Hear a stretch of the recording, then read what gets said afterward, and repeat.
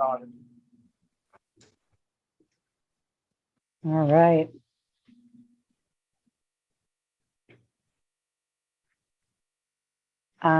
Okay, so I can, Hold on one second. okay, Got Okay, we are live streamed and I am going to start recording and then you can call the meeting to order.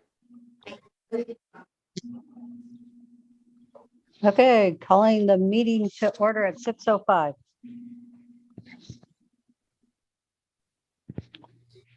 Okay, and taking attendance, we have Emily Hauser, Kevin McAvoy, Helen Atkinson, Anita Collins, Ted Greasy, and Julie Noble.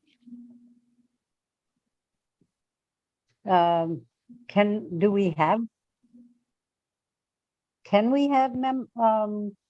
guests? Any guests would only be in person or at Kevin's place of business or your place of business. Do either of you have Right, guests? okay. No, we don't. Okay, never mind. Let's moving forward. Okay. So, any modifications to the agenda?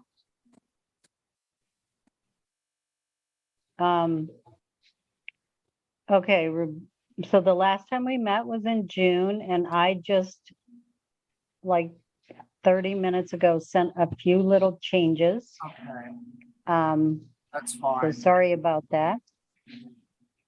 Yeah, that's fine. Um, Fine, change it. Just get the block. so I'm just going to explain them because I don't know if did anyone see them? No, but I'm. Okay. We're on the case.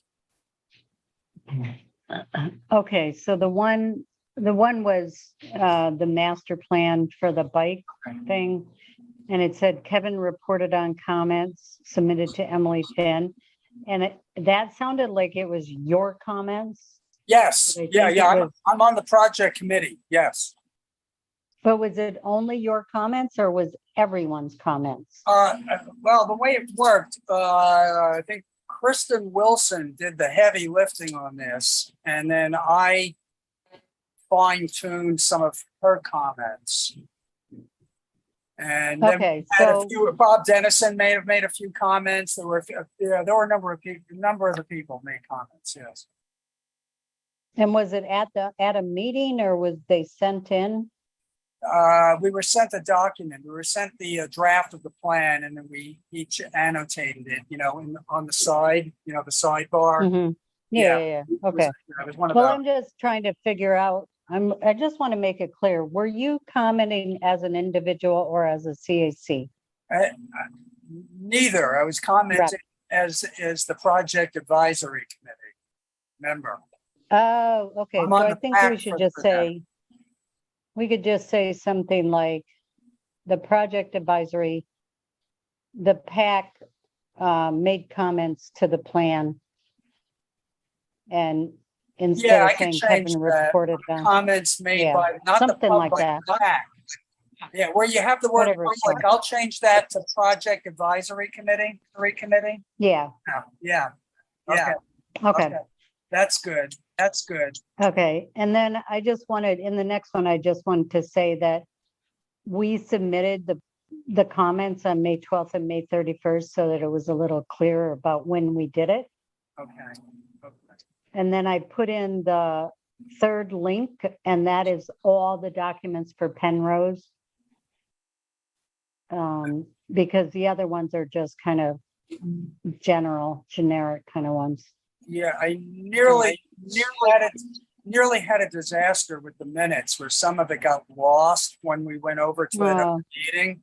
And I had the first half of the meeting, I kind of had to reconstruct it. And the second half, I was able to listen and confirm for the most part, from the video. The Yeah, video no, had it problems doesn't matter. too. It looks great. I just wanted to make sure Okay, that, well then we did pretty good shooting in the dark, because that's kind of Yep. what I had to do and reconstruct. Yeah. does anyone else have any comments? Okay, so can we have a motion to accept as amended? So move. I second. Okay. All right. Anita first and Helen second. That's right. Okay, very good. Got it. Okay. Okay, so, wood smoke, next old business? Sorry, did you say Call something? for the vote. Just make sure you call for the vote. Oh, all in favor? Aye. Aye. All right, thank you for keeping me honest there. Okay. So wood smoke air quality subcommittee. Anita, Helen sent us a possible wording for the noise ordinance. And so do you guys want to discuss that?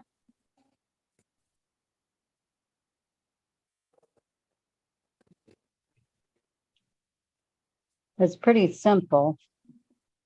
I mean, I was just thinking about this today, having submitted that, but I guess one objection might be that it would make the rules more complicated.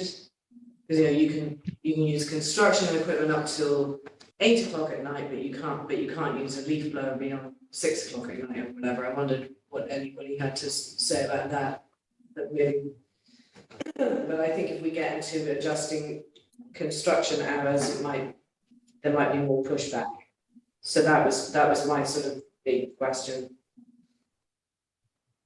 Oh, yeah, because I actually.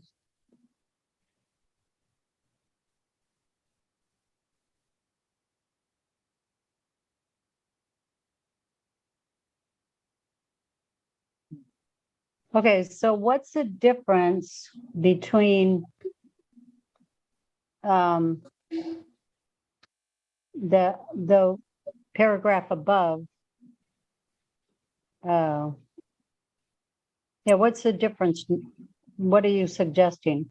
So the paragraph highlighted is the existing one, and the paragraph below is my suggested. Oh, okay.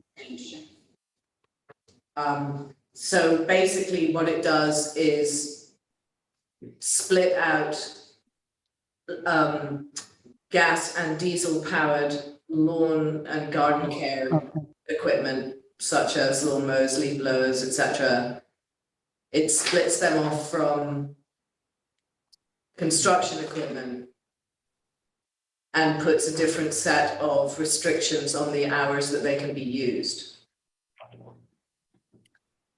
So the idea is that basically what the people I talk to in other towns and cities, basically their approach was that first they restricted the hours of usage of diesel powered leaf blowers, etc., and then a couple of years later banned them outright.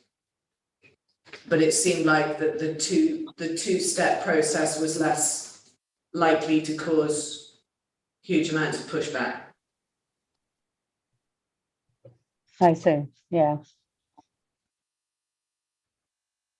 So the hours that I've suggested here are the ones that were basically adopted initially by the village of East Hampton.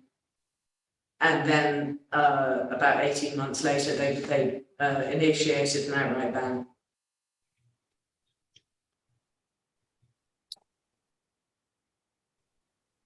So the 3 o'clock limit on Saturdays and Sundays is new, right? Yes, that would be new, and 6 o'clock as well, Monday to Friday, rather than 8 p.m.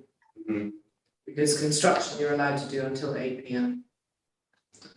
One question I had for this, and I had really just briefly reviewed it before this meeting on my phone.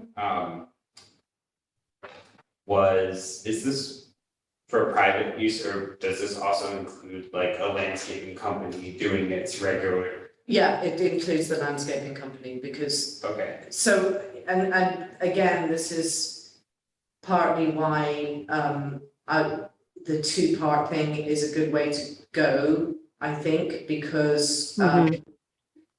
that way we can assess whether we're just having a miserable impact on people who do this for a living. Because the Right. distinction is, you know, if you're doing it at home, it's not a big deal to get a battery operated, whatever, or, you know, because you're only gonna be using it for 40 minutes, you know, or whatever. But somebody who's mowing lawns and blowing leaves all day, that, the gas and diesel powered technology allows you to do that. You Right. don't have to have like a whole stack of charged batteries Yeah. available. So Mhm. my concern, which I'm sure you share, is that, you know, we don't want to do something that disproportionately disadvantages people who do this for a living, who don't make much money doing it in the first place. So, Yeah, I guess what I see for the disadvantaging is actually that people come home from work at 5 and you're basically saying they can only mow their lawn for an hour. If they have a diesel or gas powered lawn equipment. Is that correct? I guess, yeah. Yeah. But I mean, you know, people don't need to mow their lawns every day, they could do it at the weekend, I guess, but I mean, yeah, that's an interesting point, absolutely. Yeah. Yeah, I might be tempted to say 7 or something. Right now it's till 8, right? Yeah, Is the impetus for this noise or emissions? it's both. So gas and diesel powered equipment is both noisier and well, it's like the thing with electric cars, like it swings and roundabouts. Where does the electricity come from? But certainly in terms of air pollution, gas and diesel powered equipment is not nice. So it might encourage someone who, next time they buy something, to go electric. Yeah, Right. that's it. And there could Yeah, also be like that's, phasing in, you know, period or whatever as well. But from an air quality and noise point of view, it would definitely be an improvement, but you know, the point is at what cost? Is there a reason why Saturdays and Sundays are so truncated compared to the weekdays? It's because people are hanging out in their gardens and they don't want to be disturbed, like. I mean, I know we're on a, you know, a corner with 4 big houses, and every Saturday, just as like at, you know, 6 o'clock in the evening, we're sitting down with a gin and tonic on the porch and something, you know, it's kind of annoying. I It's, mean, you know, there are worse things in the world, but. it's early weekend mornings in my neighborhood. Oh, right. I'll be Yeah. laying there trying to sleep in and I feel like everyone is mowing all around me. Yeah, But I hear that too, because I like to spend time in my yard on the weekends. I mean, there are some towns in California where you are literally only able to do this work for something like 2 hours of Saturday and Sunday morning, and that's it. I mean, but you know, that's like Carmel or whatever, we don't want to get that type. right. So, does anyone have any questions about what the suggestions are? And what it implies? So do you think that we would have interest in this by the alderman?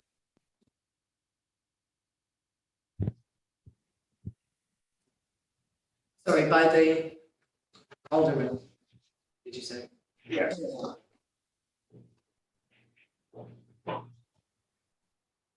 I don't know. Or is there a specific alderman that might be interested in this?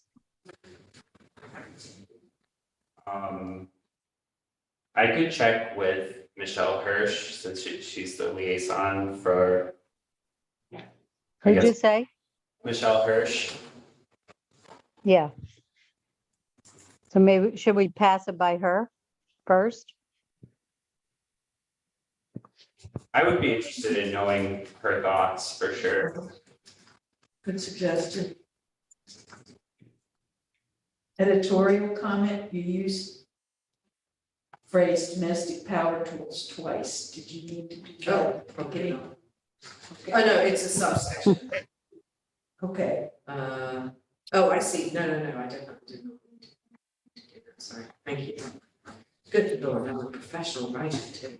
Would it make sense for you to reach out to Michelle, or I just Sure. thought that because I'm the public safety liaison, but I guess this isn't really would it go through public safety in general?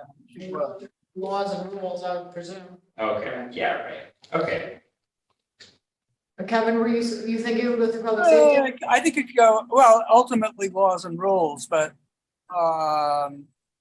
noise and air pollution I think would fall under public safety. Mm-hmm. yeah. So I think both would be, Michelle, Michelle would be a good person to speak to because she's our liaison. Yeah. Right. And if that fails, we can try Andrea and see which way she falls on it, which committee she's referring to. Ultimately, it's laws and rules. If it's you're changing the law. Right. But does it go to public safety first for their review? Who is Andrea? The chairperson of the Common Council, the president, I should say, Yeah. council person at large.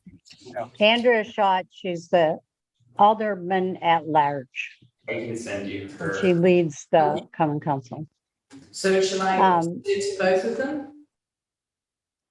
I would start with Michelle. Are you okay with moving that forward, or did you want me to? No, that's fine. It's fine that you'll do it? Yes, I'll do it. Okay, great. I'll And keep then, you in the loop. yeah, I'll keep everyone in the loop, but yeah. yeah, and just give her the background that it's about noise and pollution and kind of moving stepwise. Right. Just as a Uh, point of information also, since it does apply to, it would apply to municipal employees, Department of Public Works and Parks start at 6 a.m. on this, in the Monday through Friday, just to be aware of that, so. Right. And full disclosure, the Village of East Hampton actually completely accepted municipal municipal entities. But I thought it would be desirable to at least put some limits on it. I mean, especially if it's a house next to a park or something, somebody lives next to a municipal property. But perhaps that's a step too far.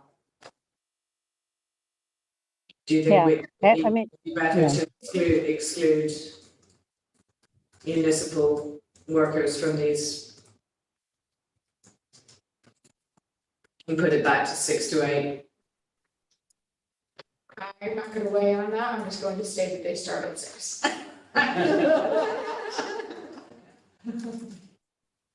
Okay. That's a good point, thank you, Jean. So what I'll do is I'll revise this wording to deal with that issue, and then I will send it to Michelle and see how, because I mean, this is just a suggestion at this point, so I don't think it needs to be buttoned down too tight. I mean, it's fairly straightforward. Can I also ask one question and clarification, sorry? On the last sentence of the whole thing where it states that it may be used when responding to an emergency or clean up after a major storm, comma, where the mayor has declared an emergency, is the where the mayor has declared an emergency only referencing the major storm, or is it referencing the emergency and the major storm? My understanding was it was both. So if, like, for instance, if there is a car accident at the intersection of Schwenk and Washington Avenue and the fire department needs to dry something off, Right, but the mayor has not declared that accident an Right. emergency. that's a good scenario. That's a good point. But it sounds like we're going to exclude municipal people anyway. So in that case, they would be able to do whatever they wanted. Because the fire department is municipal. I guess it's like, what if your neighbor's tree comes down in your yard and, you know. But I mean, I don't think you would necessarily need to, you know, use a leaf blower in the middle of the night to deal with that situation. Yeah, I would say that under any circumstances, if DPW or police or fire needed to use a leaf blower, well, particularly with police or fire or DPW in an emergency, they're gonna use a leaf blower regardless of what Yeah. the issue is. Right. Yeah. Well, So they're the enforcement. Right. So, yeah. So should we say, in that case, that last sentence perhaps should be, if we put it as, private individuals may use gas and diesel powered leaf blowers when responding to an emergency or clean up after a major storm when the mayor is declared an emergency. Does that make, would that make sense? Do you think? I guess this gets a little more detailed than I was thinking, because one of the things is if you were having these kind of situations, they would be both chainsaws and leaf blowers. Potentially, like if trees came down and you had to clean a tree up in the middle of the night or something, right? Yeah, And that. And so are you thinking about that?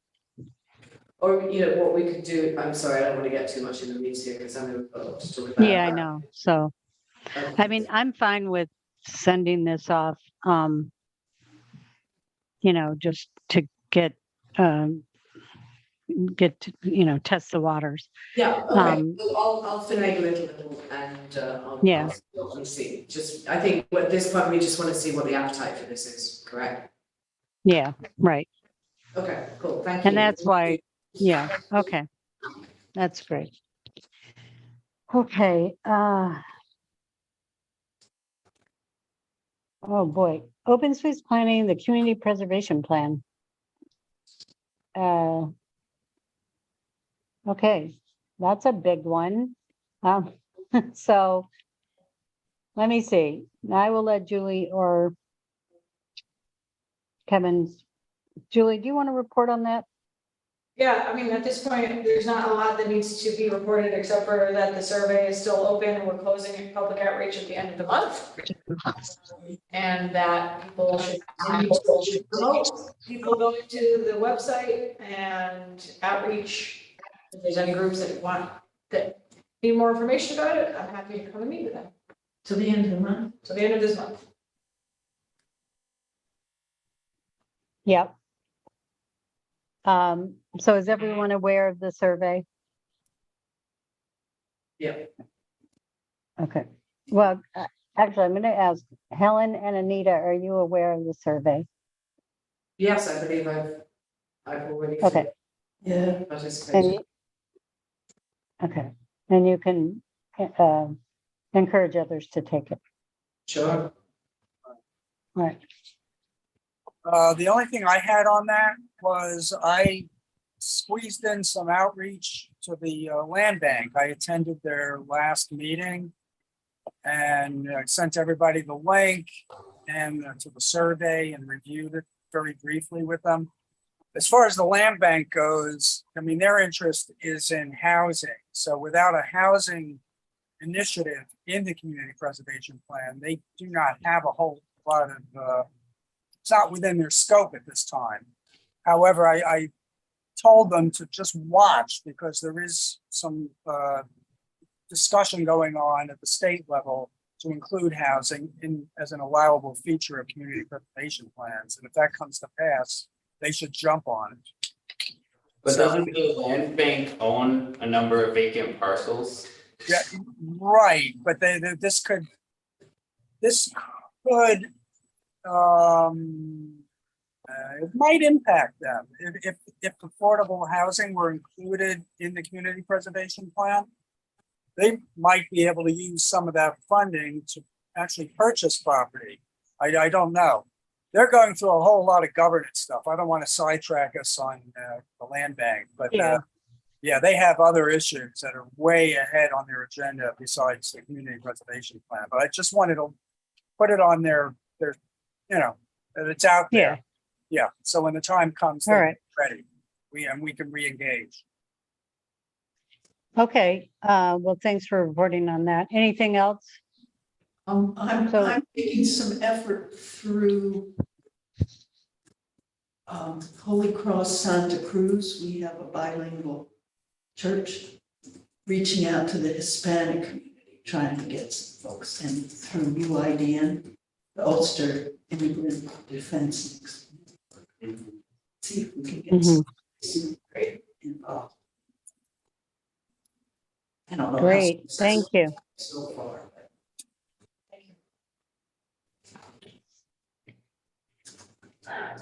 Okay, I'm gonna move on to the Kingston Forward citywide zoning, rezoning.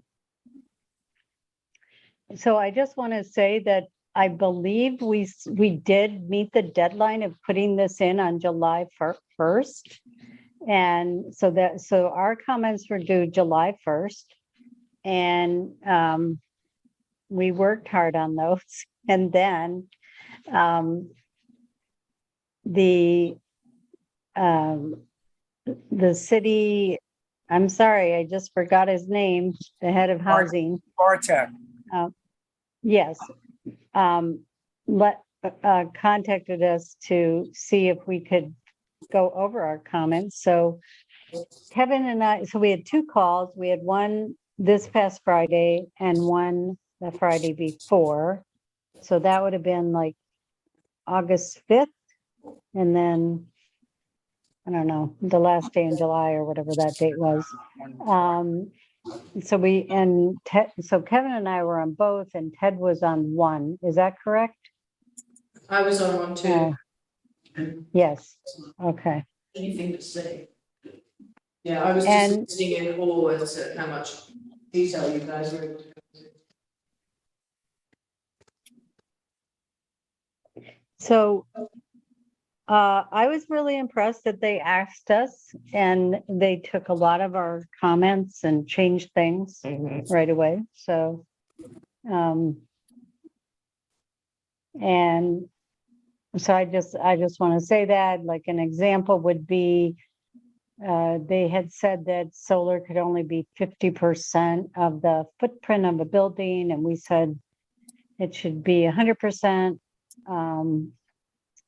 That you shouldn't screen EV charging stations.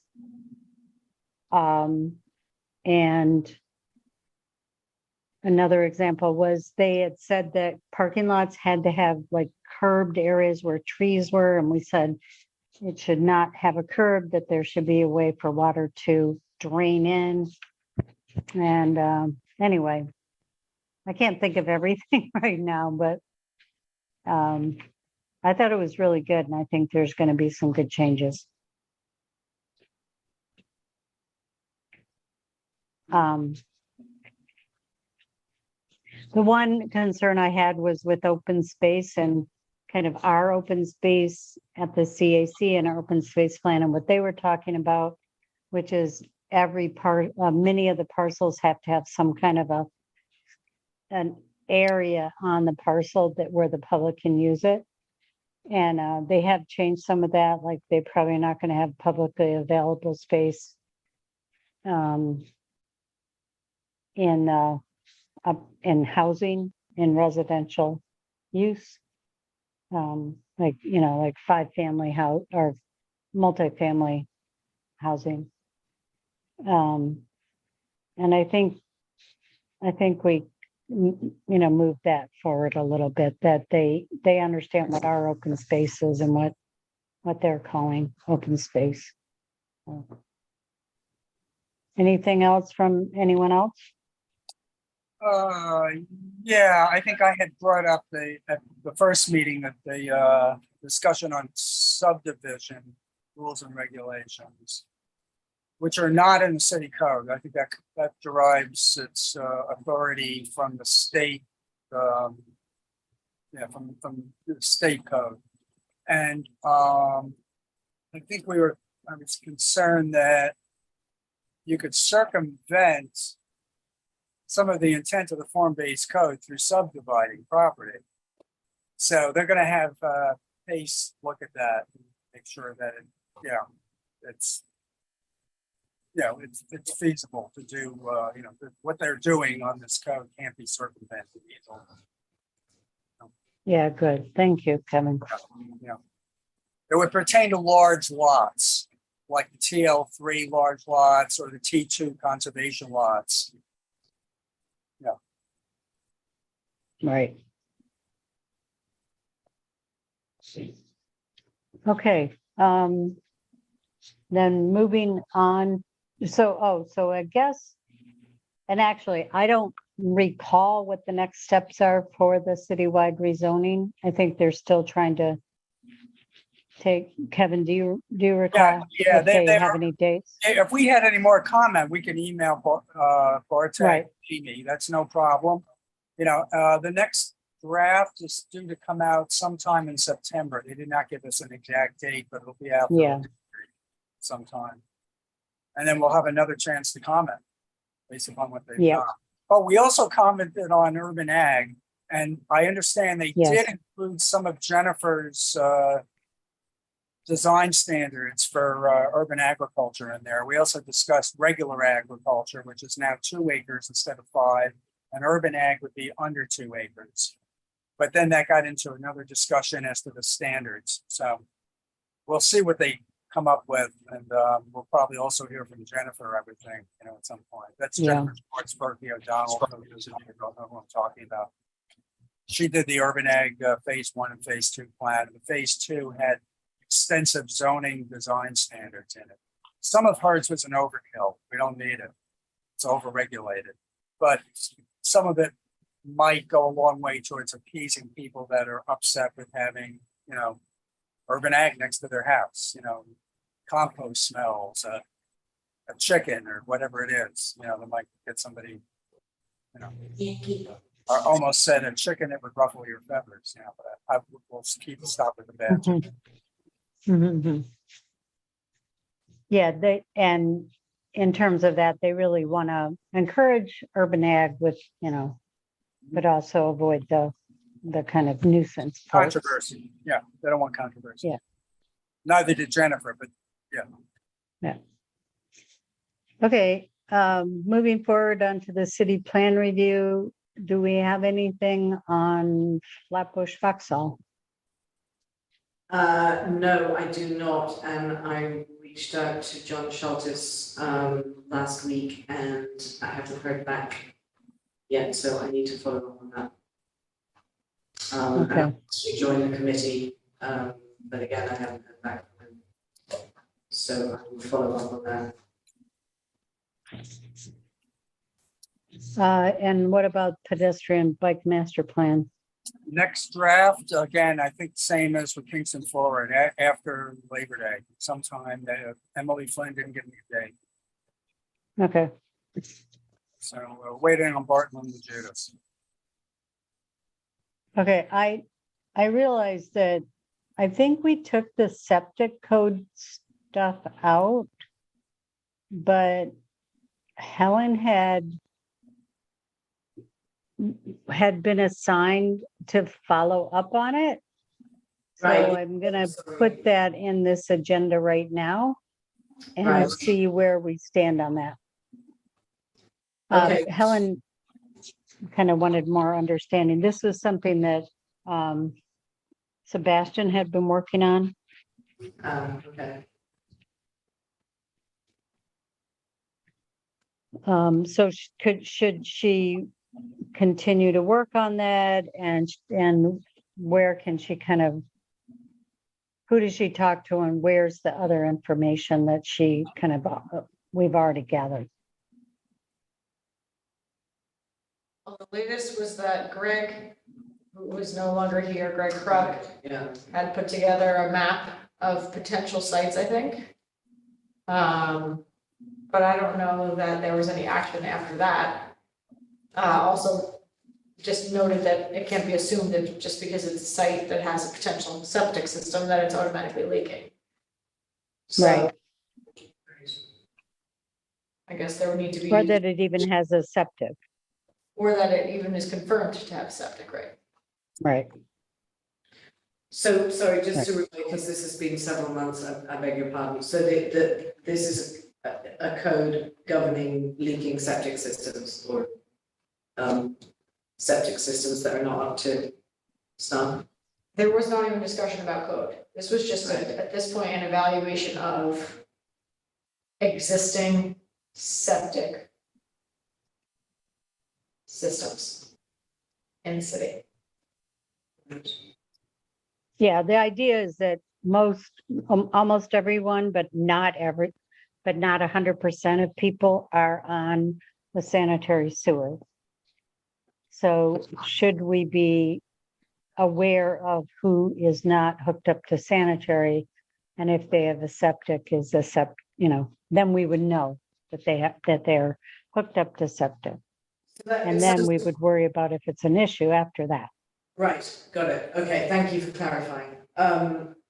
So it sounds like John Shelter, since he's taken over from Greg Crook in most regards, that I can figure out, he would probably have that map and be on top of that. He would be the person to discuss it with. He might not know anything about it, but he at least would have access to Greg's files. And is it worth trying to talk to Sebastian about it? Well, last I checked, we could barely raise an answer from Sebastian, right? I can Yeah. try.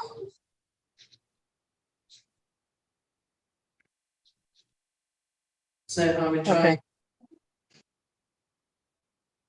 So do you want to, shall we keep pursuing this or not is really the bottom line. If it's a matter, I mean, how did it come up as a matter of concern? Has there been some sort of incident?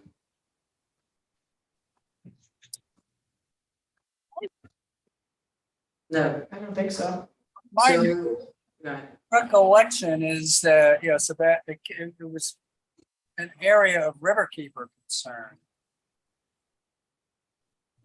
Generally speaking, throughout the Hudson Valley. So, so Sebastian was asking the question here in Kingston. Not that something in Kingston red flagged.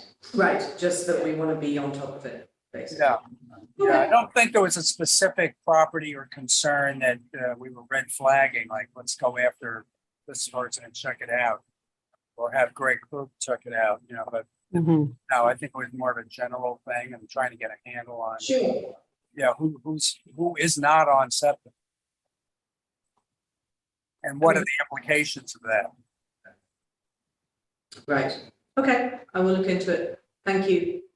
Now I've got a proper brief. Should have taken better notes. Actually, also, like, if you're paying for water, you have to pay a sewer fee.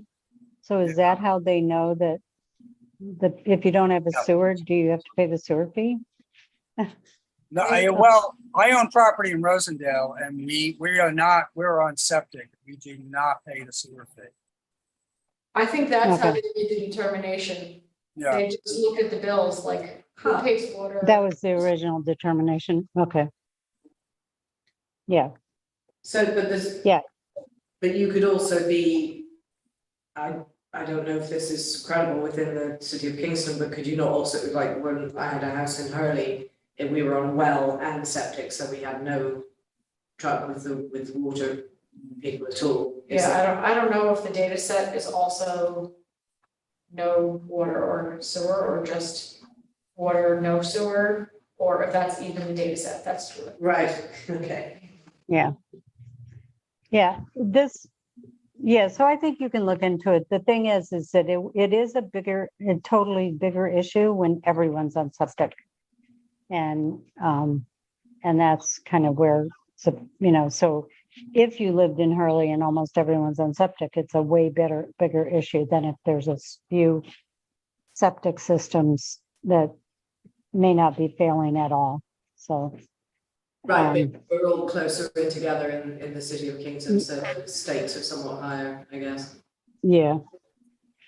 So, but anyway, we did start using, asking municipal officials to give us some information, municipal employees. So I feel like we should try to follow up with it. Great, I'll do that. I'll take care of it. All right, thank you.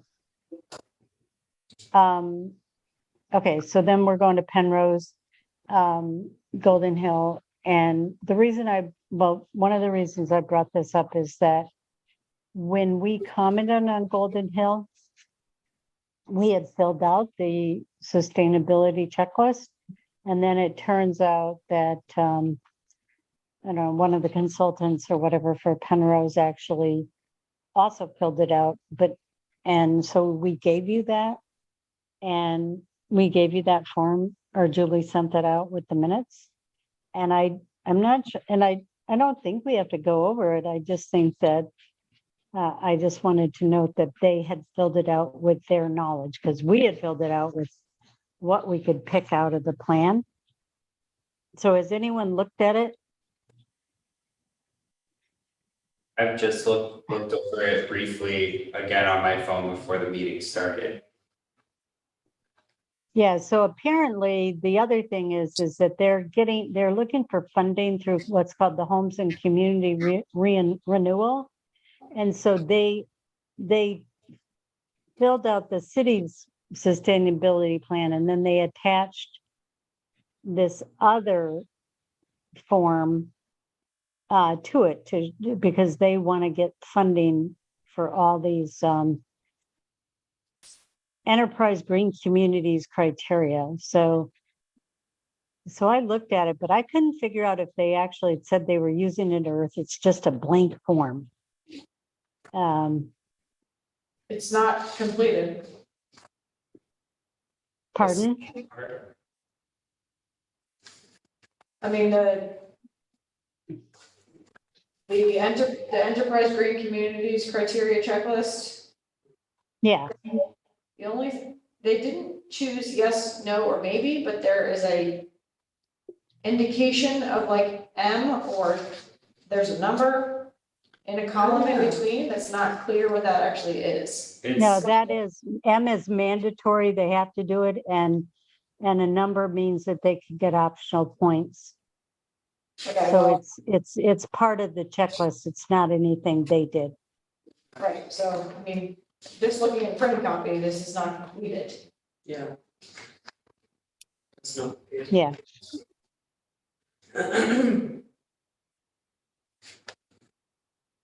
so I just think that it's really good for everyone to know that they have this and that they filled out the form that we have. And, gave a lot more information in terms of, say, like what was happening inside the building that we had no idea, because they didn't give us that information.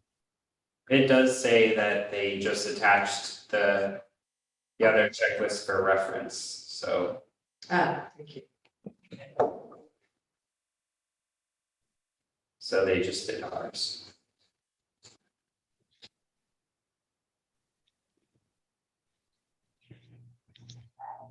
Okay, anything else on that? I mean, I would think that you might want to follow up to get a finished version of the checklist. Yes, Yeah, right. it's not much of a reference at this point. Yeah, because I guess they have no obligation to give it to us because it's for something else. That's a good point. All right. Okay, next. Sorry, I just lost my space. Okay. East Strand proposal, anything, Kevin? No, the planning board is not meeting in August, so we can skip East Strand, we can skip Rear Hurley, and when we get down further, we can skip planning board. Okay, great. So for the New York State Climate Action Council draft scoping plan, both Anita and I sent in individual comments. And we met whatever deadline that was, July 8th, or was it June 8th? July 1st. It was July 1st. Okay. Anyway, so we commented as individuals. But we did send in the CAC one about funding. I did send that one in, that supported the funding of CACs and EMCs. Yeah, That was sent in by the CAC, by me, representing the CAC. Okay, Also, the Climate Smart Kingston Commission submitted a draft resolution to the Common Council, which is being reviewed on the public safety meeting this month, to have the city council support the draft plan. oh, good.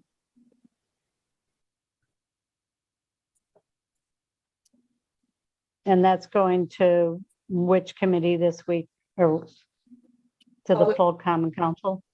Going to public safety on the 24th, and the council, if it passes through committee, next month. Great. It's good, so it's making progress. Okay, the New York, New Jersey Watershed Protection Act, I think Ted had already talked to that passed, the memorandum the support of that went through the Common Council, correct? Yes, it didn't get passed this year. But it will be up next year, so I don't know if we want to just take it off the agenda for a while. Oh, okay. And it has not passed. So wait, are you talking about the Common Council or on the federal level? The federal level, it Yeah. didn't, yeah. Right. Okay. Okay, this is where we really got to work. The next thing, new business, the Ulster County EMC survey.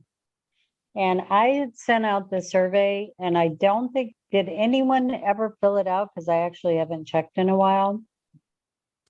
I did, Um, I was confused about, maybe I didn't read close enough, but about if we were supposed to do it individually or and Yes. together, or, I wanted you to do it individually so we could compile it jointly, as opposed to just doing it all tonight. That was so anyway, that was my intention. Because the Department of the Environment asked us to submit this as a group. And so we need to do this tonight. So going back, and so how do you want to do this? Like, do you want to someone share their screen and they can type in, or? Yeah. Do you have it up? Or do you want me to do it up? What's going to be easiest for everyone to see? It's irrelevant. Whoever shares their screen. Oh, okay. Yeah, you can do it. So again, there's a meeting on the last Monday in August, where they're asking all the CACs and the community climate smart committees to send representatives. We can all go to a meeting. It's in Rosendale. They're feeding us. It's quite a lengthy meeting. And they're really trying to kind of find out, I guess, what everyone's doing and how we can help each other, and the Department of Environment can help us. That's what I would say. That's my interpretation. How many people have signed up? I did. think I, Okay, I've signed up. I will be Anyone going, else? we have the city and Climate Smart and CAC. What's the date? The. I think it's the, I have it here. It is Monday, August 29th from 5 to 8 at the Rosendale Rec Center, which is the Rosendale Pool. 29th. 29th, Monday, August 29th, from 5 to 8. Okay, I can't No, I remember already if have I it, did or not. I already have it in my diary. I'm going. I'm not sure yet. I think I said I'd go, so that probably means. And I did for them. all right, great. I have signed up.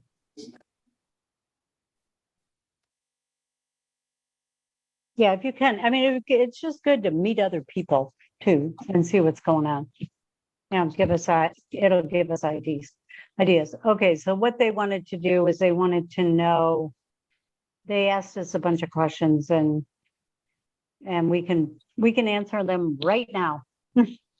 So, and then we can kind of compile them. So this is, so let me see, Julie, do you have something there? Yes, great, okay. She's filling it out as we watch. You've got 2 E's and then these. That is 8. Oh, it is, sorry. I was just checking. All right, so there's 4 questions. Priorities, successes, challenges, and opportunities. Please list your committee's priorities.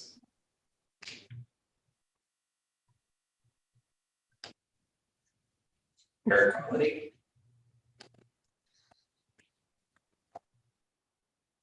Climate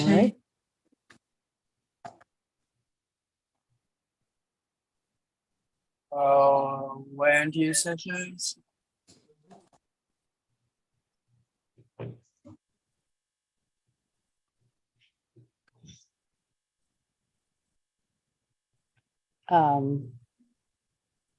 Protection, I guess we should go back to our protection of natural resources, Yeah, which is a little different.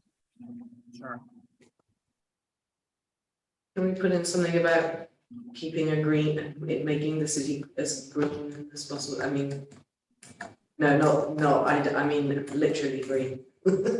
Like trees and grass and stuff. Is that a legitimate? That's different than protection of natural resources. Protection and enhancement. Yeah, I think we are trying to get more trees planted, right? I mean, Yeah. Mhm. thank you.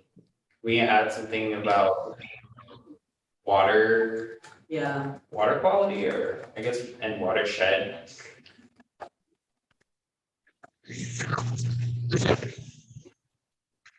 great.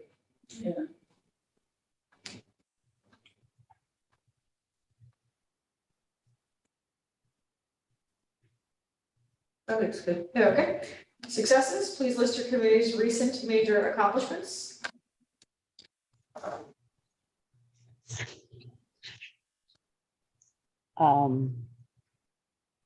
Important changes in the form-based code draft.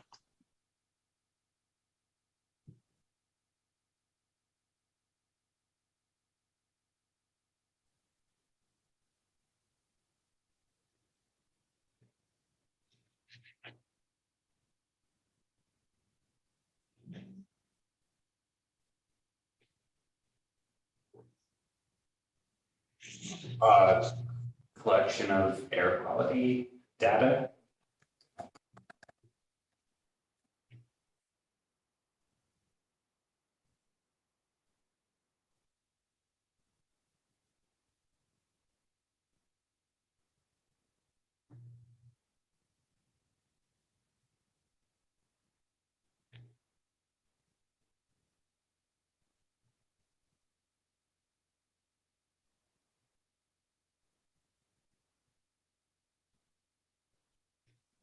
Engagement on the community preservation plan.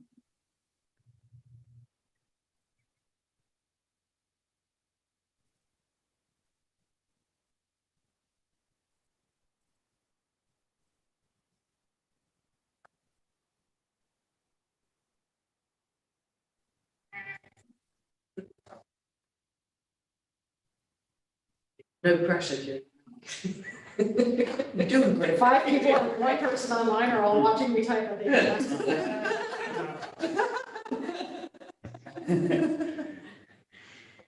You want to say something about contributions to the New York State climate draft?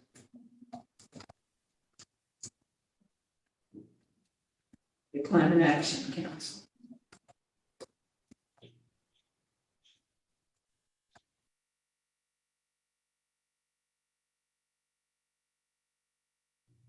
The Common Council resolution for support of the New York, New Jersey Watershed Protection Act.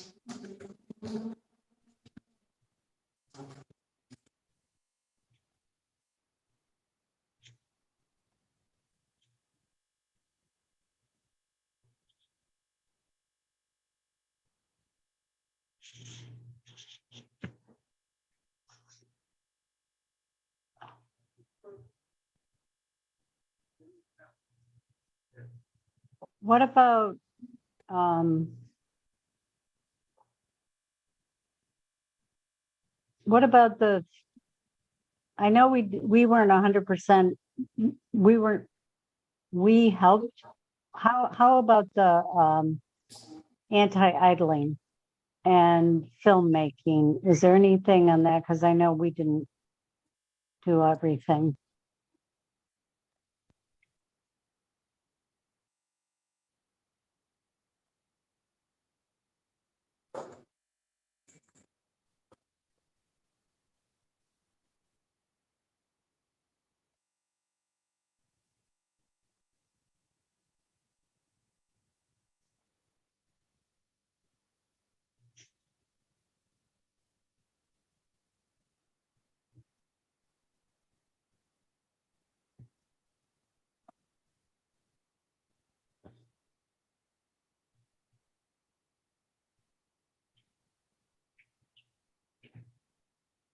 And what about, can we just say something like we're engaged in many other, I don't know how to call it, like the subcommittees that we all kind of go on, whether it's the master plan, like master plan or tree commission and stuff like that.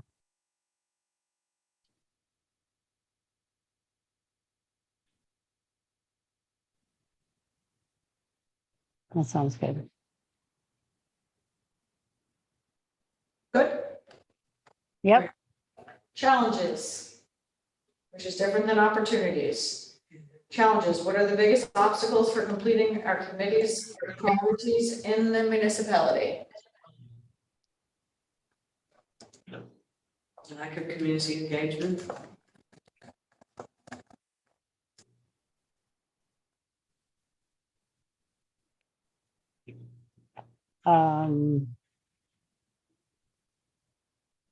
I would say we could use more people. Small Amen. committee, small.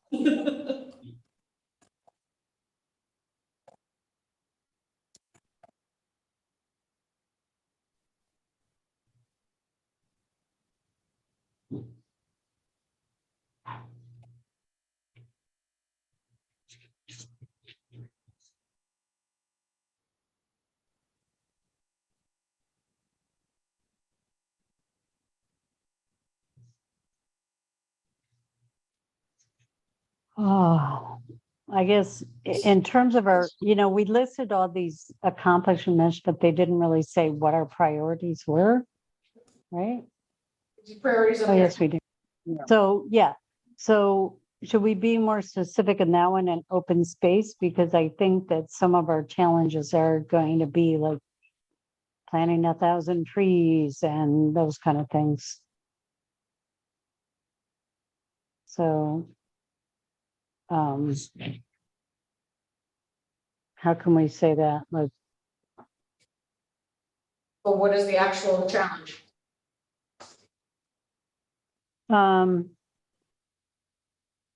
the challenge is whether or not we're going to be able to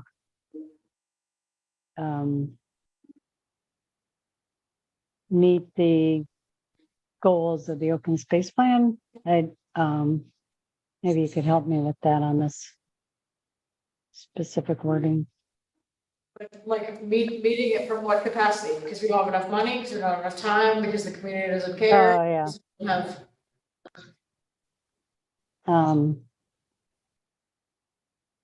Well, specific for the trees, I would see money. And,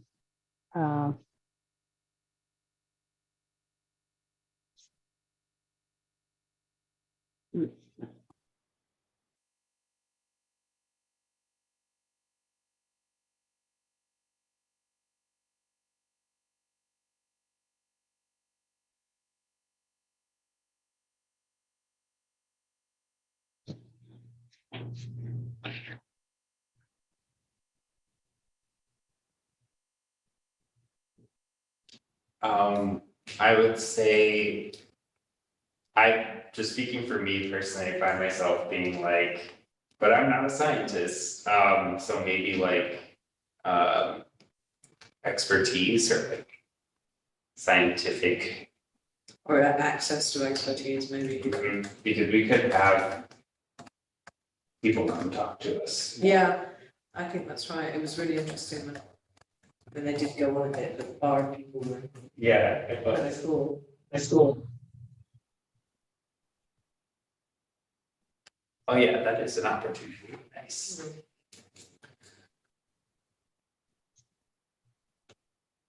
Just to get It's back kinda to the weird, yeah. changes thing, I mean, how much do we have the leverage that we, leverage that we want, that we would like? I mean, is what we're doing, does it then have sufficient consequences? See what I mean? so, yeah, What is our actual level of power to change things? Are we, is that at the right level, or would we like more?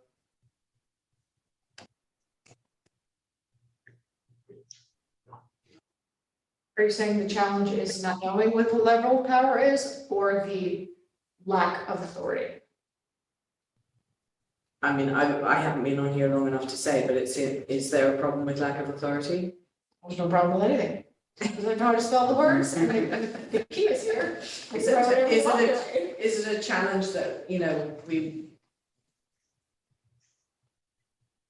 how's- how- Limited authority. limited authority? Yeah. I mean, this think is that's an a advisory, this is not a regulatory board. Right, yes, exactly. So I guess the limited authority is a challenge.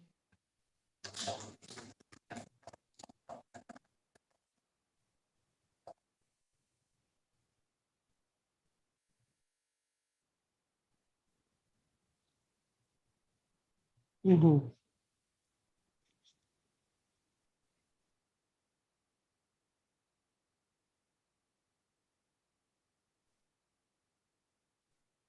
I think kind of the way they wrote this opportunity. It seems like that's, I don't know, but let's just answer it. Okay, so one of the things that comes up all the time at the EMC meetings is, and it isn't really true for us, but it's the lack of secretarial, someone who can keep good minutes. And I know that we don't have that problem, but if we had someone who came in and did the minutes, would it help Kevin out? You know what I mean? Like, so I kind of want to put that in because I know it's an issue with other communities. Like the town of Esopus, they actually have a paid staff that writes their minutes up, attends the meetings and writes the minutes up. So do people feel like that's something that we should talk about or not? I actually think that just the fact that I'm here as a paid staff is something that's unique compared to other CACs. Right, and I would put that in as an opportunity, even though that's not what that's not how this is worded. Or a success.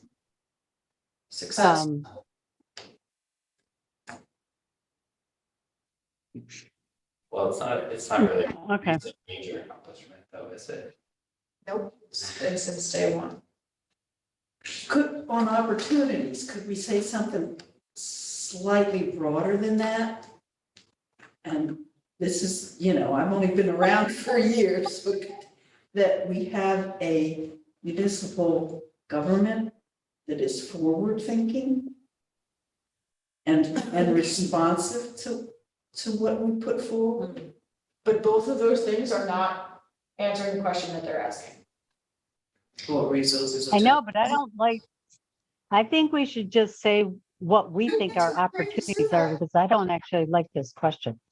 Okay, so here we go. This is the act. All right, that's a good There idea. you go. Okay.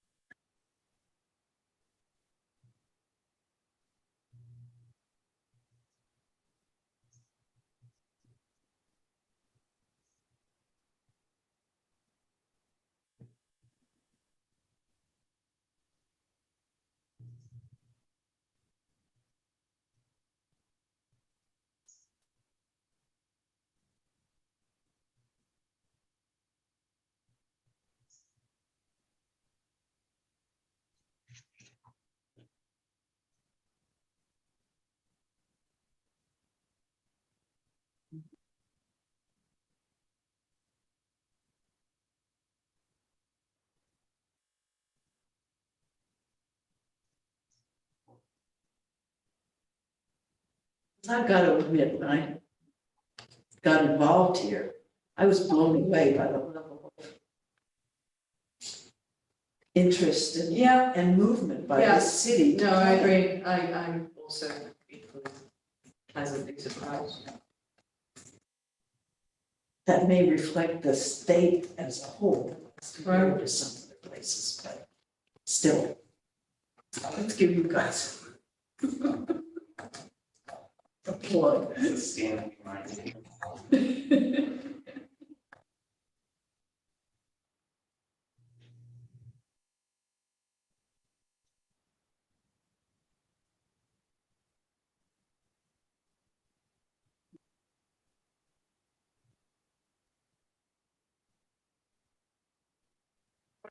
Opportunities, i.e. what other things need to be fixed?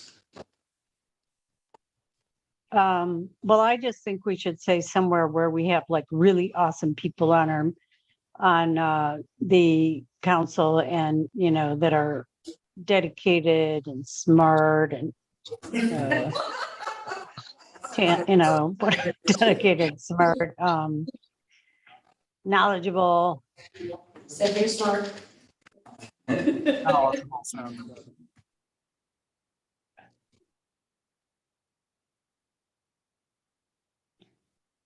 We lost One. Lost Kevin?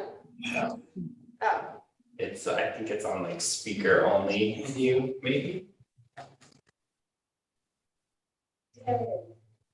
Yeah.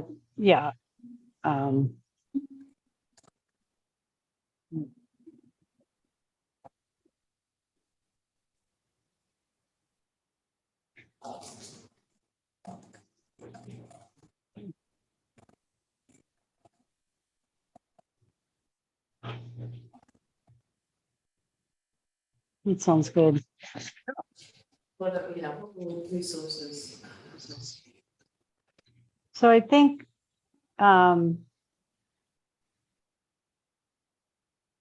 for us, like, if we were at a different phase, for number 10, we could say like, we might need geographic information experts, but we don't seem to need that right now. We don't, you know, do we need any money for, you know, brochures or, I don't know, a tablecloth? I don't know.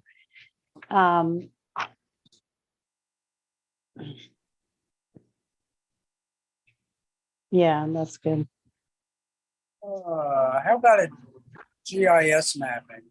My skills are not up to par on GIS map. I can fumble through it, but it's a challenge.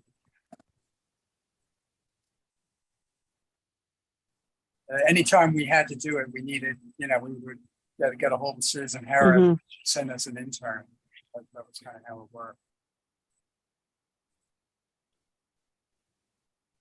Are there any other advisory committees that have a budget line? Climate Smart or anything? Not specifically, Climate Smart gets money out of my budget, a thing that should Okay. happen here too, but if I don't budget for that, it's not gonna be there. Yeah. What about HLPC, Kevin? Do you have? In terms of, I used to be the secretary there, but the staff, the planning office took that over from me. So I don't do that anymore. The same with the Heritage Commission. I used to be the secretary of like 4 city boards, plus the Kingston Land Trust. And a board in New York City, a housing board. I have, minutes for 6 different groups. But now we're down to 2, climate and this board. But So do you want to be that, or should we say we want someone to take minutes? No, I'm okay with it. Presently, that's not an issue, on this survey, I mean, if something happened to me or I was gone, Right. yeah, you'd probably Right. have the same problem Gardner, Esopus, and everybody else has. But Yeah. at the moment, I think you're good. Do you guys want to say anything more specific about the technical experts that you might need? Like, I don't know, like someone that understands, that can delineate wetlands, or that can explain, I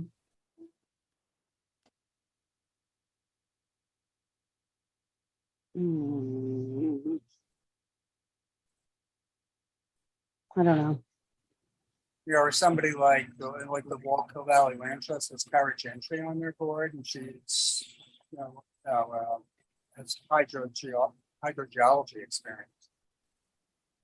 That's a thing, sure. Wait, she lives in Kingston. Yeah. She could be on ours. If she's got the time, between work I know. and doing the Walco Yeah. Valley Land Trust, I don't know. Yeah.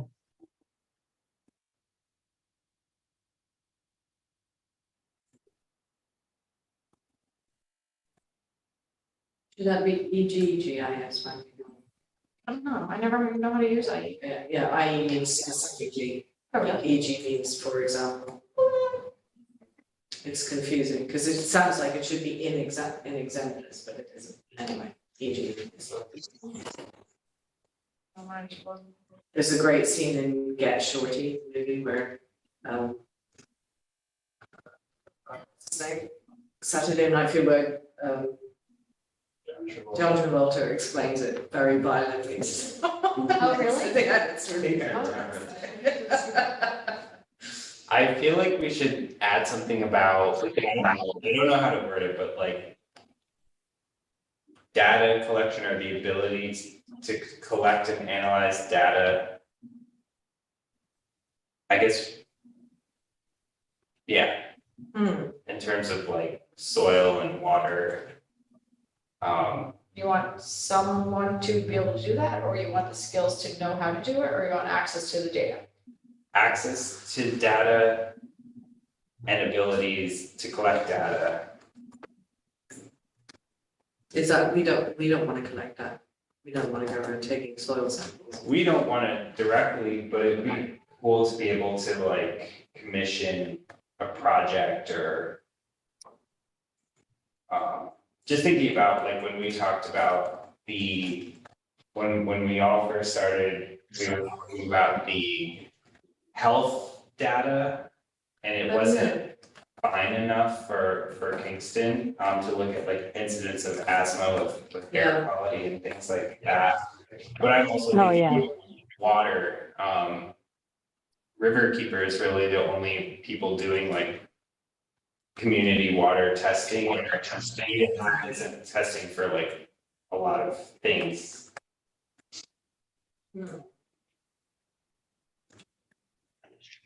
don't know who to talk to, the screen or. Well, Extension would have testing capabilities. I don't know that they have a routine survey, Probably not. particularly like DEC does with water. Mhm. You know, they're testing all over the state in a very organized manner. Yeah, So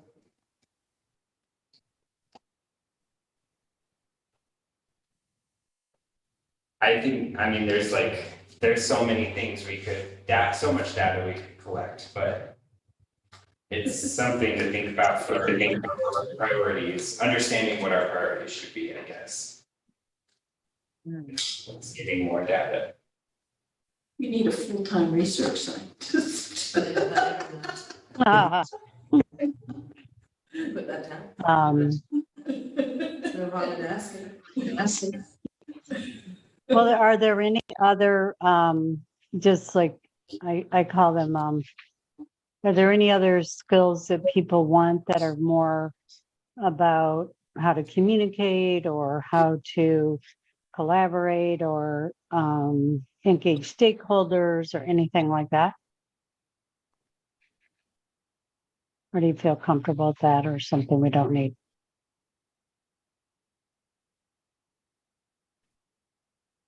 Do we have a communication problem? No. No. Good.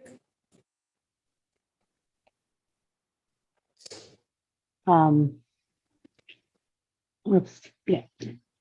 So, and I guess I'm gonna just bring this up. It's more of an internal thing, but right now we are policy oriented and we don't, we don't carry out initiatives, I would say. I don't know how to say this, but there's definitely other CACs that like sponsored,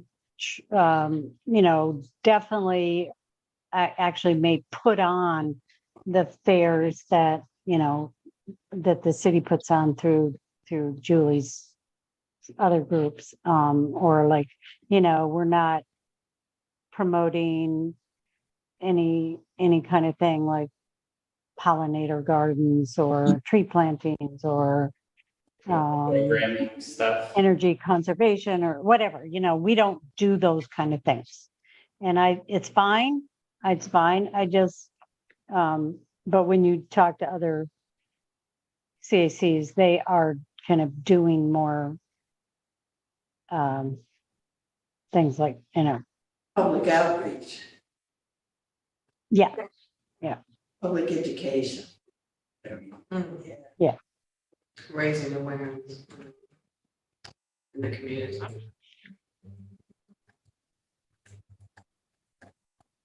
okay, I'm trying to, anyway, okay. I think this is good though. Submit, she's submitting it. Go for it. Yeah. Is this, Done, can't change anything now. Fantastic. Fine. all right. All right, well, that was nice and sweet. Yeah. Thank you so much for doing that. Yeah, thank you. It's like watching somebody use the remote, choose a Netflix movie, like, no. Sorry about that. No, it's great. Sorry, we moving on to the next one? Are we on the next agenda item? Is that what you asked? Yep. Yeah, so I guess my term is up and they're asking whether or not I want to go on for 3 more years. So I guess we can ask if anyone Well, it's more complicated than that. else wants. Okay, So go ahead. the mayor got a letter from the Ulster County Department of Environment. They are changing their policy on how they appoint members to the Ulster County EMC. Emily is currently the EMC appointee from the city of Kingston, but her term expires on October 31st this year. It is a 3-year term, but the candidate needs to be identified.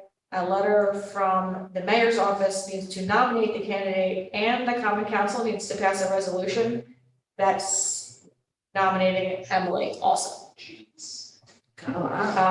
Nominating someone. Someone. And there also needs to be included a brief resume. So there basically needs to be a letter from the mayor, a resolution by the common council, and a resume. Wow. And then it's a 3-year appointment. So this starts with Emily, do you want to do it still? Basically, I would say that the action here is that this CAC should be collectively deciding who that person should be, and then we're recommending to the mayor that, and then the mayor would sign off on it or not, and then the mayor would bring forward a resolution to the council appointing that person. Great. Or not.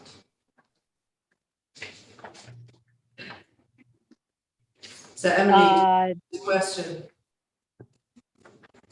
Does anyone else want to be it? What does it entail? When do they meet? They meet the They last meet- Wednesday of every month at 6:30. And they meet, they normally meet at Sunny Ulster in Stone Ridge.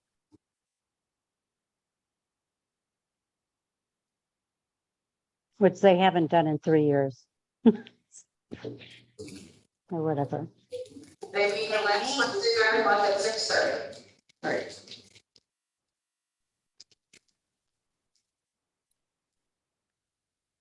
How long are the meetings? Yeah, they go till 8:30. 2 hours.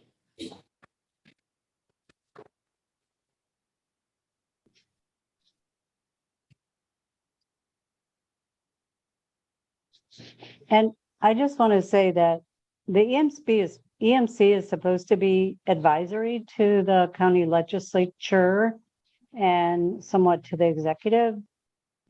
So, but they never ask us to do anything, like study anything or come up with recommendations. So it's much more, self-motivating and, going to the legislature if we want someone, or a lot of it is just educating ourselves about what other people are doing and, doing resolutions like we do here.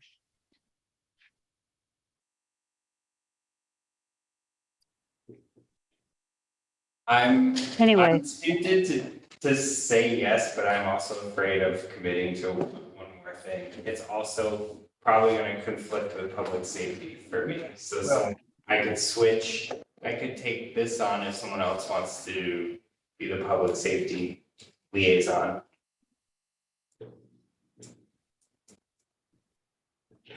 I think that would be great. I think that you learn a lot by going to these meetings. And so I think, it would be really interesting to have, it would be very good for you yourself as to see what else is going on. And yeah, so I mean, you and I could switch. Okay, By the way, after the council resolution, there's also then have to be a confirmation by the legislature at the Ulster County level. I know, it's totally crazy. do I have to speak at any of these things? Will be questioned closely. Jeez. I mean, that's a lot to do before October 31st. Well, you're right. But we got it in July 24th, so not that many days ago. Right. And they actually didn't even talk about it at the meeting. I know I got all those emails, but, okay, so I would say go for it, Ted. Alternatively, because of the time frame, which, if you don't get reappointed, that doesn't mean people can't go, or if you don't get appointed, because one of the things you could do is attend a meeting. The next meeting is not going to be till the last Wednesday in September. And that's because we're all going to this meeting on the 29th instead. So if you want to, hold back and think about it, but I think you should go for it. So it's up to you. It sounds good to me. Okay, great.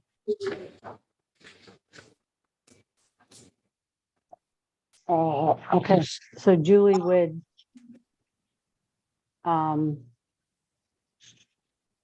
Julie, do I need to send anything to him, or do you have everything?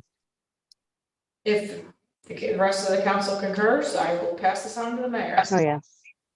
Great. Thank you, Ted. See how it goes. Okay, I'm having a little bit of hard time. Do we have to vote? Hearing, I'm having a hard time hearing. I don't think you need to vote. If there's Okay. consensus, then there's Okay, basically, unless you all want to vote, I don't know. no, okay, so is there a consensus? Yes, Okay, that's great. yes, we voted. So then Julie, do you have everything that he has to do? There's nothing that, yes, I need a resume. Okay. A brief resume. It's only one page.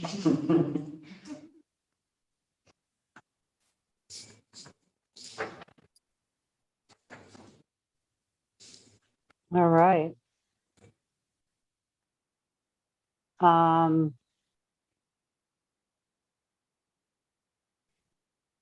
Okay.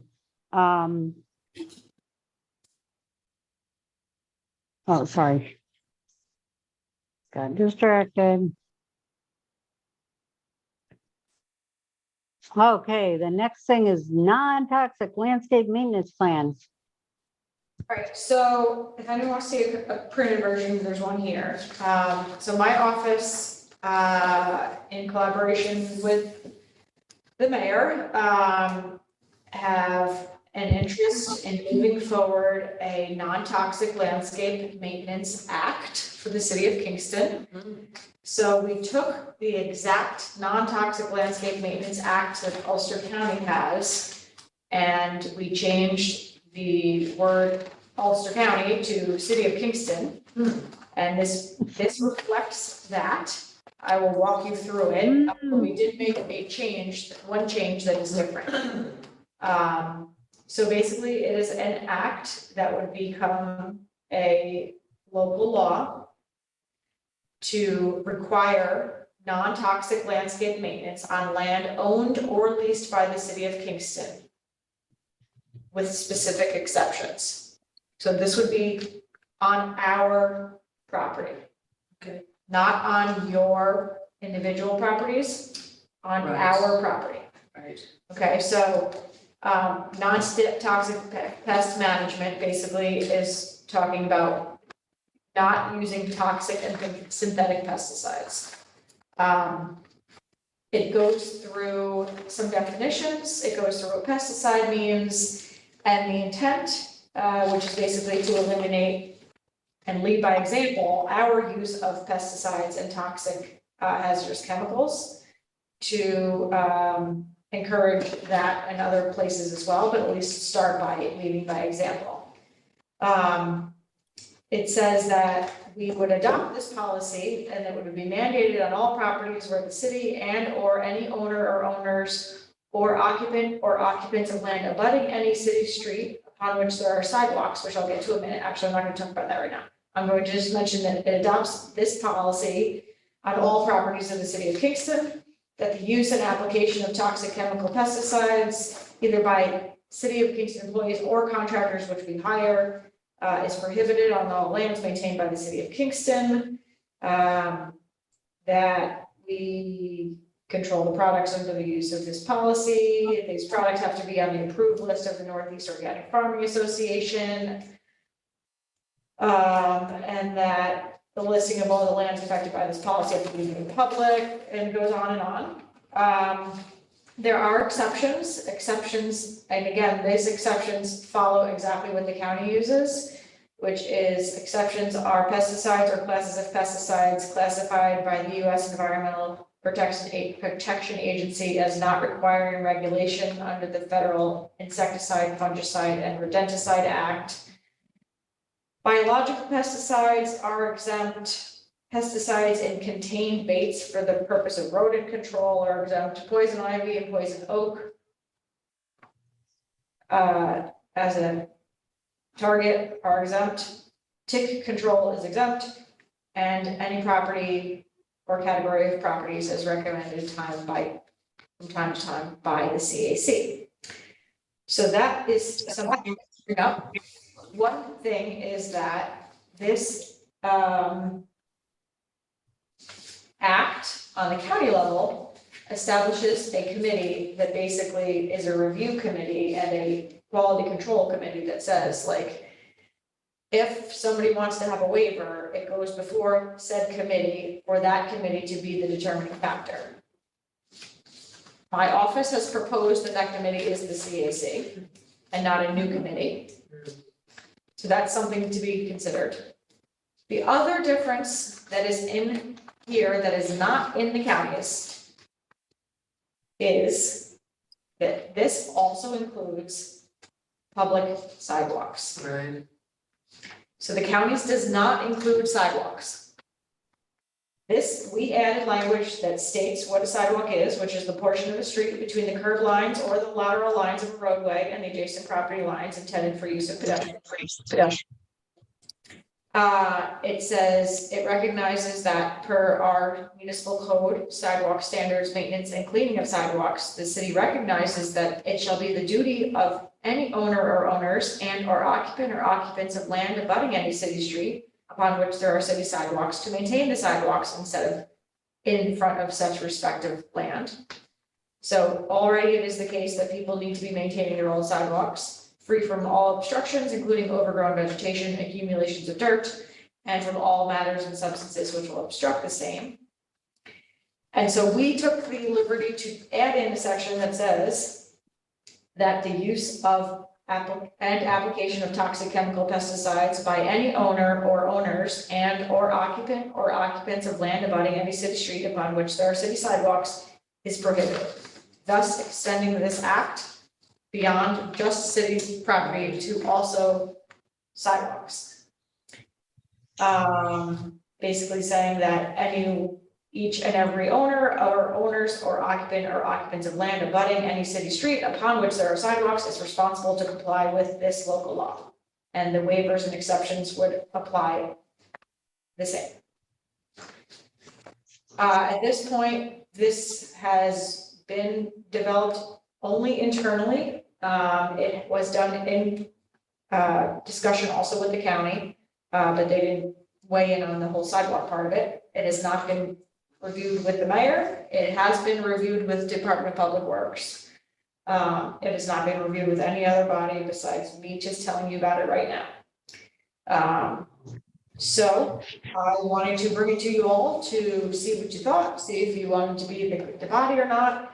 And the reality is, I would love the CAC to steward this forward. All the reality is, even if the CAC doesn't move this forward, I still will probably move it forward within my own office, and I will bring it to the council as my own office myself. Sure. Because I think that is important. I agree. So. And there's no timeline, so it's not that anything has to necessarily be decided tonight. And if people want to take time to read it over or think about concerns or comments or questions or talk about it tonight or talk about it next month or whatever, I mean, there's like no timeline, but the plan would be finalize the language, make sure it's secure and good, and then bring it to the council and then see what they think about it. I said I have an enthusiastic yes on both.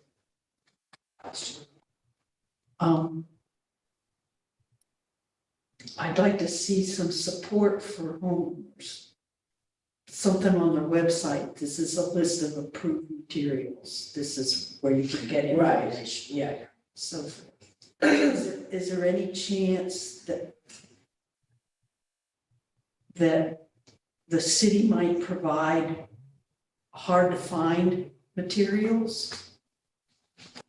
I don't, you know, I don't think it's hard to find non-toxic. non-toxic stuff, okay. So, Yeah, there might even be something on here,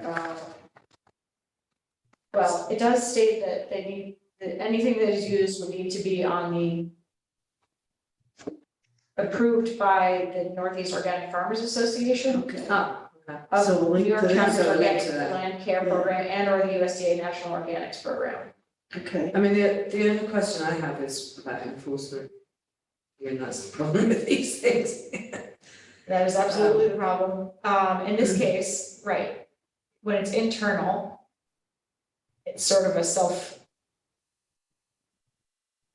let me just say, I did speak with DPW because I wanted to understand before I went forward with this, like, how much pesticides and things are we currently Yeah, using? that's what I was gonna ask. So I was told, we don't use any pesticides, and I said, what do you mean? Well, the person that I spoke to said, we don't use any insecticides. I said, well, I'm using the word pesticides, so are you telling me you don't use insecticides or fungicides or herbicides? And they said that they don't use insecticides or fungicides, but they may use herbicides on things. Including it's not glyphosate. Glyphosate, glyphosate. Glyphosate, which is Roundup. Right, yeah. Right. And we definitely also use, I know that we use pest control companies, at least in our buildings. Right. I don't know that if we use pest control companies on our land at all. So, this would basically be applying to concerns about herbicides. And there were some questions that came up, including what happens on state land where there are guide rails along the city. For instance, let's say 9W or other state roads where they could come in. I don't know what the state's policies are, but they would be in the city limits. Do they spray along the guide rails? I don't know. And would this apply in that case? I don't know. So that's something that wasn't very clear. And for it also along CSX. So like CSX land, I don't know if they just like drive their train and just spray stuff out the side. I have no idea.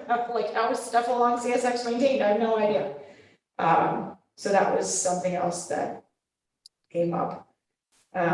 Well, yeah, Get into that either. What's that?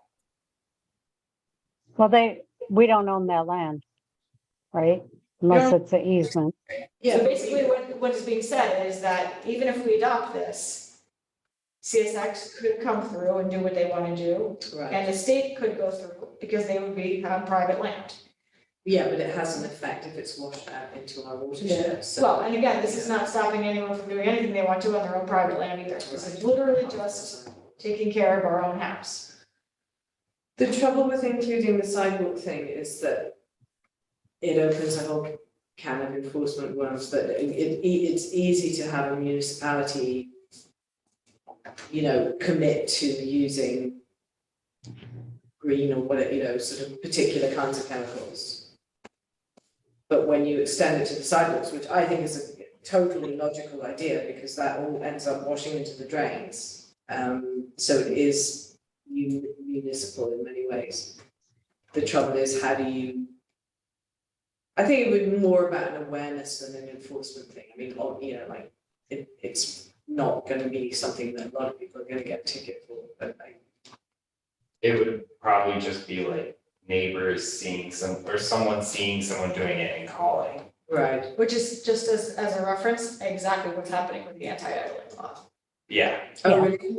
There's, I don't know that there's any enforcement happening, but people are talking about it all over. I know people calling people all on it, people calling the cops about it all the time. I don't know that a single person's ever been ticketed, but I've never heard so many people talking about anti-idling in my whole entire life, which is like a success to me. That's fantastic. So, That's great. but yes, I've been sitting on myself, so I don't go over people. so yeah, the whole sidewalks thing is the sort of a threshold that brings us to a Sure. more complicated level. Yeah, It brings Yeah. it from, I- it brings it from us only to other people. I think it's worth a shot. I think, Yeah. you know, let's do it and see how it plays out. And if it's a I mean, it's not gonna be a disaster. It's just either it'll have minimal impact or it'll have a great impact. I mean, I don't think there's a downside to it. I think I agree. And first of all, I want to say, I really need to get off at 8. So we have to decide if we should continue this conversation and finish up our agenda, because I think we do have a lot of questions. Sure. And I will say that, I think the only concern would be if there was like a public health nuisance, like, years ago, there was a insect-borne disease, can't think of what it was, West Nile, I think.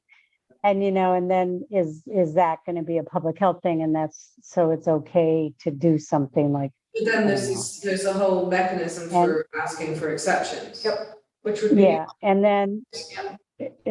but then the other thing, just if you want to talk to DPW and Parks about whether or not they use herbicides, because DPW and Parks are not homeowners, they have to be licensed. So if they are not licensed, they can't use glyphosate. And so that's just like, that's the law, and that's a DEC law. And so they should know that, and they should have a licensed applicator. yeah. And the other thing is that I guess you need to figure out if whether bleach and Lysol are considered in this, and whether or not you want to say you can't use bleach and Lysol. What was the website? It didn't say the website, but it said, The organization? Northeast, so Snowflake, Northeast Organic Farmers Association. And then the other thing is that, Julie, I didn't read this all the way through, and I would have answered the survey differently, because like the CAC needs to be an expert in this. And so I think we need to change our answer No. for the survey, but but You can bring it up. I can't hear you. You can bring it up Yeah. at the meeting. I'm not resubmitting. And then I know you're I would say that I think I would say the CAC would be a great group. I think that's great. And I do know that the only time this happens that's different. So are you saying that the only example I know that comes up once a year in Ulster County is that the Catskill Mountain Railroad leases the railroad track from the county, and they use herbicides to control some of the weeds along the railroad. And that is because they are leasing county land. So does that ever come up? Would that be, is there any kind of similar thing like that in Kingston? Meaning anyone who's leasing our land.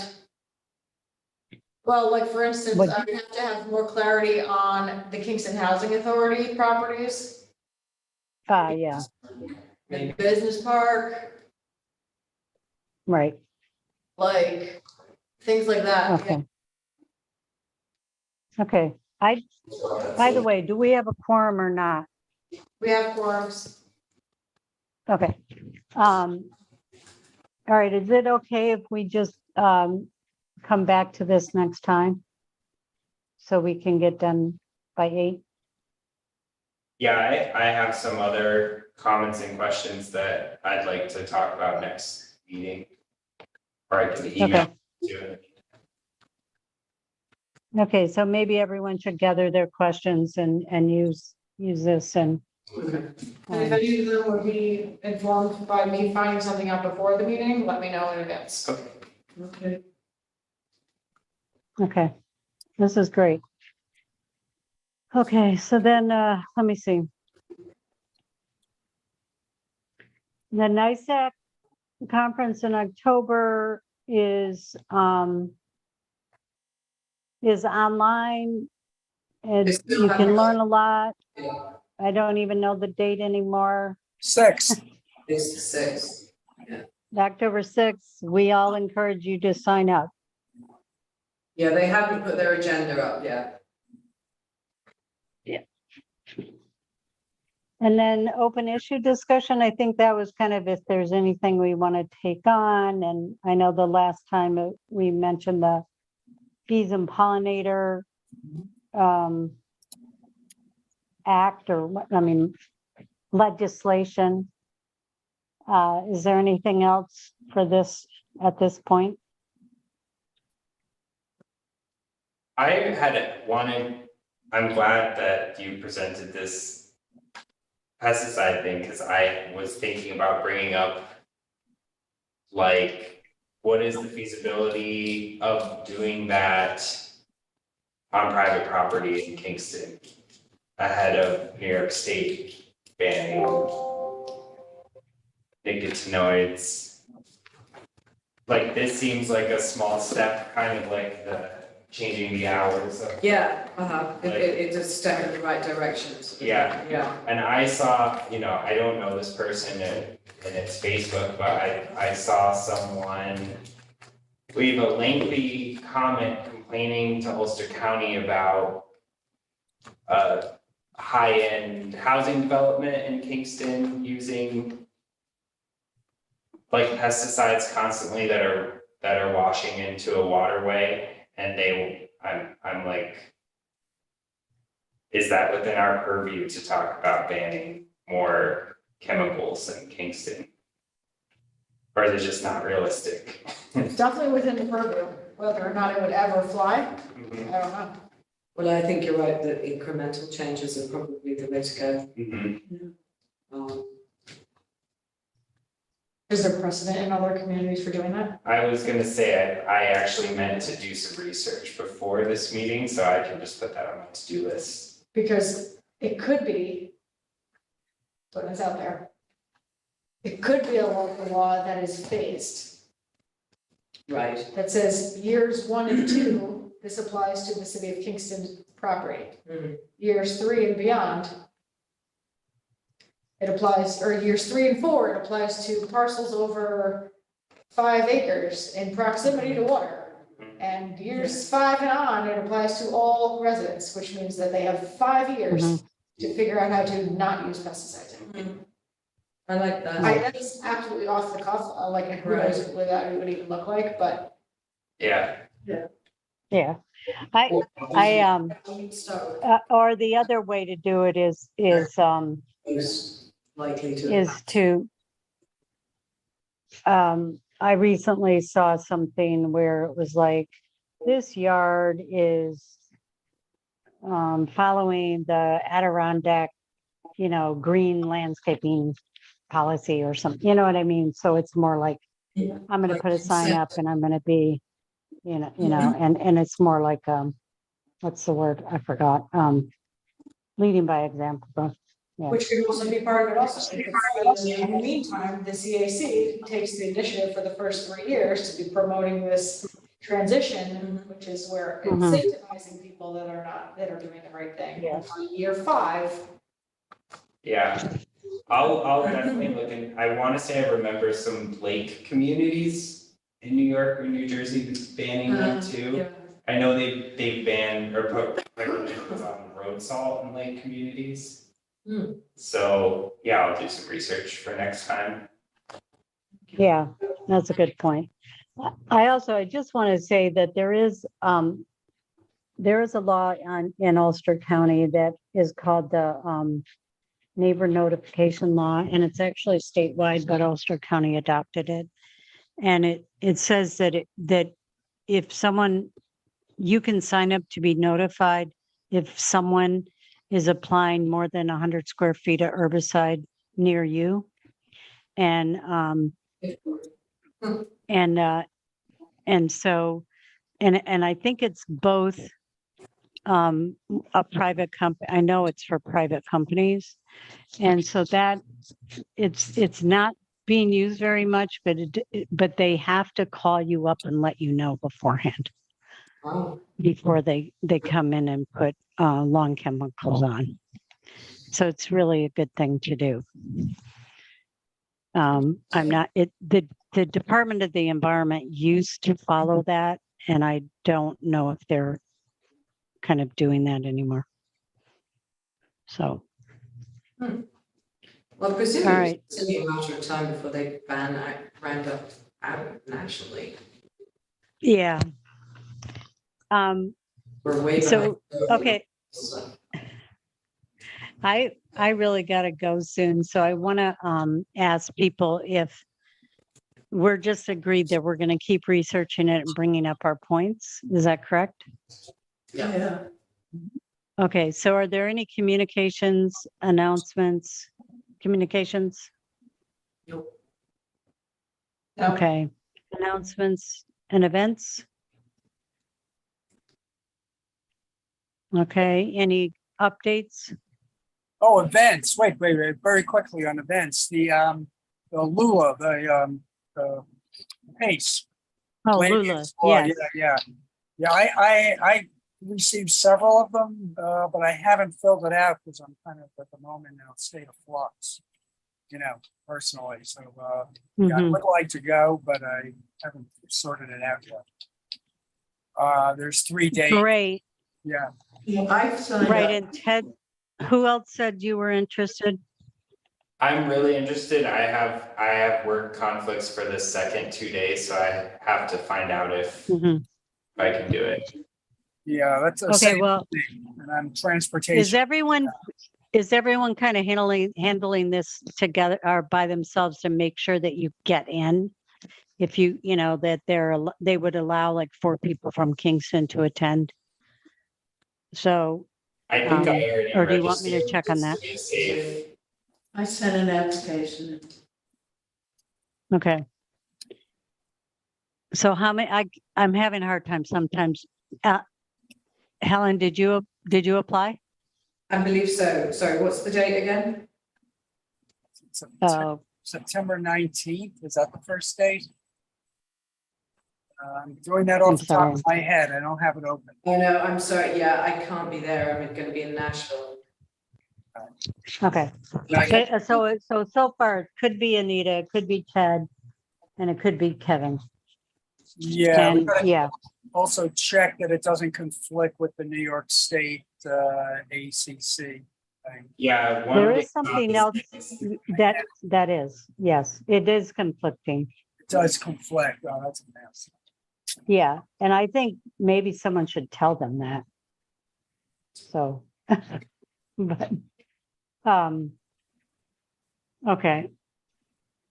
All right, so I'm gonna let you guys handle that but just move ahead so you can get into it. Okay. Also, are Kevin or Emily, are either of you planning on going to the thing in Hudson, the Flood Resilience Network thing? The I what? The Flood Resilience Network meeting in Hudson? can't do it because of the whole situation with Barbara and this Okay. situation I had, with the. Yeah. When is it? I forgot about that. It's on the 17th from noon to 17th. 5. I've been in August touch with, 17th? yeah, I've been in touch with Jess Cronin, but I told him it's part of the Say a Tale that I. I'll see if I can go. I would say maybe. Okay, I'm just asking you, because if you want to carpool, we can carpool. Okay, all right, I'll get back to you on that. If by some type of miracle I can do it, I will do it, but don't Okay, count on it. okay. All right. Any announcements, any other announcements and events? Okay, any reports and updates? Complete Streets hasn't met since we last spoke. Next one to early September. Okay, No planning Anything- board, no planning board. okay. Ted? No public safety updates. Okay. Climate smart? We'll do that really fast. We did letters of support. That's what we were doing there. And it was for the CFA. We did a refrigerant master plan, letter of support. And then we did several other municipal letters of support. And yeah, let's see where that list is. A BOA plan, an application for designation of significant sections of Midtown. Let me see what else we have on here. Julie reviewed Kingston Point wetland public access. That's a DOS LWRP grant application. There were several more of these. I don't know how many you want to go through. Oh, yeah, we missed those because we missed them. didn't meet in July. We missed them because we didn't meet, so Climate Smart picked up the ball when we dropped it, so we're all. Oh, great. Julie, could you send us those so we know what you're applying for? Yep. Yeah, I may Makes- have them too, but let Julie do that. Yeah. I don't know that there was a lot of other stuff that we had that we have to go through from that meeting. That's mostly what it was the big ticket items were letters of support, and then the usual updates that we're doing here on the community preservation plan, EV infrastructure. Julie reported on city fleet retrofits. And we did cover the August 29th at the rec center for the climate communities roundtable. Right. So I think that covers us for months. Okay, so thank you, Kevin. For the Ulster County Environmental Management Council, we had a speaker, we had the woman from the DEC, Ingrid Heckel, and she came and talked to us about the protection of small wetlands and water courses, which usually go together. And there's actually an entire guidance on this. And this is something that, first of all, it's important because the state only protects over 12.4 acres and some other special wetlands. And then the feds have kind of changed some of the stuff they were protecting and are no longer protecting. And this community municipalities have the right to protect right down to even vernal pools. So we're just trying to move that ahead in the EMC, and potentially we could start trying to do that in Kingston.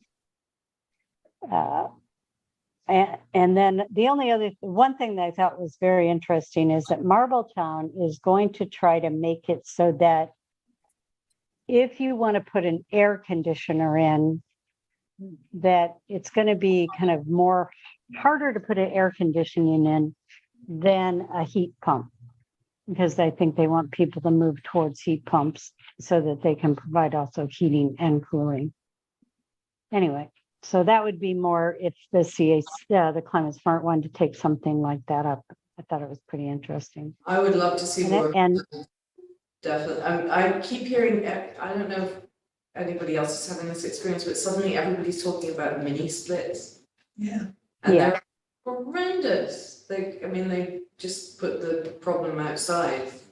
I don't know. They're not very nice. yeah, it's, well, anyway, I can't debate that. I know, not on a day like this. I appreciate it. Yeah. I appreciate it. And then also the town of Olive is coordinating with like the town of Rochester and someone else, and they're having kind of like little environmental talks on Thursday nights. And I apologize for not letting you know about that. I think they're in person, but I'm not sure. But I thought that was a kind of cool thing they were doing, for their residents. And that's all. So then tree commission. It was an interesting meeting. We had some vigorous discussion by landowners. But the major piece was a presentation by, they're turning Herzog's and the parking lot and the end of Fair Street into a apartment complex? Yeah, Is that right? custodian. Okay, they presented their landscaping plan. Ah, We encourage. for the Kingstonian. Yeah, the Kingstonian, thank you, Emily. It looks to me like they might be putting in a bit more than is there. But they're gonna be removing a bunch. And the tree commission encouraged them to look at something more along Front Street. Because they didn't really have much along that portion. There was more on, like on Schwink Drive and on the section of Fair Street that's gonna be taken over as a public plaza. Yeah, There was a pretty good amount of greenery and things, and it's gonna be usable for public events too. So but yeah, it looked more pretty trees on decent, Front Street would be great too. yeah. Do So, they have trees on the back on the Schwenk Drive? yeah, they did. That's good. They had a whole row of trees that kind of went down Fair and up Schwink for a ways. Mhm. That, Because it's an asphalt jungle there right now, I mean, it would be lovely to Oh, see right. some greenery. yeah. Mm. And there's actually gonna be some rooftop greenery, All right. That's good to know. so. Cool. Was that meeting today? No, Okay, it was in July. in July, it must have been, it's been a while. Yeah, Very okay. days. All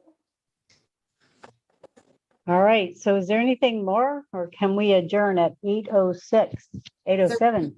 Is there gonna be quorum for the next meeting, When is it? September 13th? I'll be here. Yeah, Oh, September 13th? Yeah, I can be here. yeah, hopefully I can be. in. I have no idea, actually, but yes. Okay, everyone else? Yeah, Okay. So did we hear a motion to adjourn? I move to adjourn. Second. All in favor? Aye. All right, thank you. Thank you. All righty. Bye. Bye.